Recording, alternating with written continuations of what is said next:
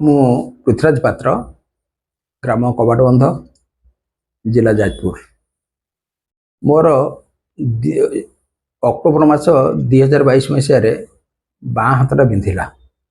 ଏତେ ବିନ୍ଧେ ଯେ ମୁଁ ତା କଷ୍ଟ ସହିପାରୁନଥିଲି। ସାର୍ଙ୍କ ପାଖକୁ ଆସିଥିଲି। ସାର୍ ମୋତେ ଔଷଧ ଦେଇ ଯନ୍ତ୍ରଣାଟା କମେଇ ଦେଇଥିଲେ, କିନ୍ତୁ ପୁରାପୁରି ମାତ୍ରାରେ କମିନଥିଲା। ସେଠୁ ସାର୍ ସନ୍ଦେହରେ ପଡ଼ି କହିଲେ ଯେ ଆପଣ ଟିକେ କଟକ ଯାଆନ୍ତୁ ଭାରି, ଟିକେ ହାର୍ଟ ପ୍ରୋବ୍ଲେମ୍ ଥିଲା ଭଳି ଲାଗୁଛି, ଟିକେ ଆପଣ ଚେକ୍ କରିଦିଅନ୍ତୁ। ଯାହା ହଉ ସାର୍ଙ୍କ ପରାମର୍ଶ କ୍ରମେ ମୁଁ କଟକ ଗଲି ଏବଂ ହାର୍ଟର ଯେଉଁ ସ୍ପେଶାଲିଷ୍ଟ ତାଙ୍କ ସହିତ ମଧ୍ୟ ଦେଖା କଲି। ସେମାନେ ଚେକ୍ କରିକି କହିଲେ ଯେ ପ୍ରକୃତରେ ଆପଣଙ୍କର ସିଭିୟର MR ଅଛି, ଯେଉଁଥିପାଇଁ ବାଁ ହାତଟା ବିନ୍ଧୁଛି।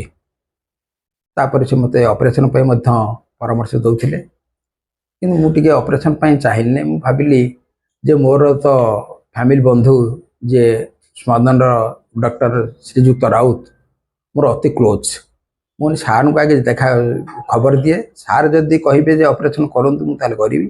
ଯଦି ସାର୍ ମୋତେ ଭରସା ଦେବେ ତାଙ୍କଠାରୁ ଔଷଧ ଖାଇବା ପାଇଁ, ତେବେ ମୁଁ ସେଇଠି ଚାଲୁ କରିବି। ଏବଂ କଟକରୁ ସିଧା ଆସିଲି। ତା ପରଦିନ ମୁଁ ଆସି ସାର୍ଙ୍କୁ ଦେଖା କଲି ଏବଂ ରିପୋର୍ଟ ସହିତ ଦେଖେଇଲି। ସାର୍ କହିଲେ, ନା ସାର୍ ଏଇଟା ଭଲ ହେଇଯିବ, ଆପଣ କାହିଁ ବ୍ୟସ୍ତ ହେଉଛନ୍ତି, ଅପରେସନ୍ କରନ୍ତି ନାହିଁ। ଯାହା ହଉ ସେ ସେଇଦିନ ଠାରୁ ଔଷଧ ଦେଲେ। ସେଟା ଥିଲା 15/9/2022।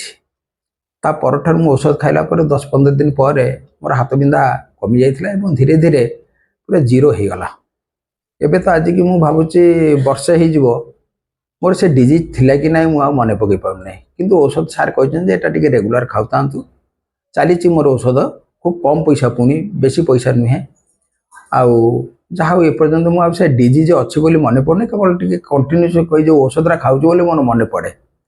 ସେଥିପାଇଁ ଆଜି ମୁଁ ଗୋଟେ ଏତେ ବଡ଼ ଅପରେସନ୍ରୁ ରକ୍ଷା ପାଇଯାଇଛି। ସାର୍ଙ୍କୁ ସେଥିପାଇଁ ମୋ ହୃଦୟରୁ କୃତଜ୍ଞତା ଜଣାଉଛି ଏବଂ ଅନେକ ଧନ୍ୟବାଦ ଦେଉଛି। ଈଶ୍ୱର ତାଙ୍କର ମଙ୍ଗଳ କରନ୍ତୁ, ଏମିତି ଆମ ଭଳି ନିରୀହ ରୋଗୀମାନଙ୍କର ସେବା କରୁଥାନ୍ତୁ। ଧନ୍ୟବାଦ।